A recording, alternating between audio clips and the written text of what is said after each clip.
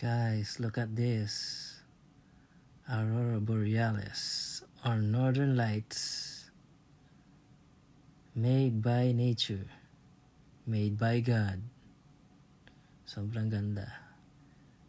We are here in High River, Alberta, here in Canada. A peaceful night. Tingnan nyo naman guys, tahimik. Sobra. Pero yan ang highlights ng video ito. Yan. Ganda, sobra. Grabe. Natural.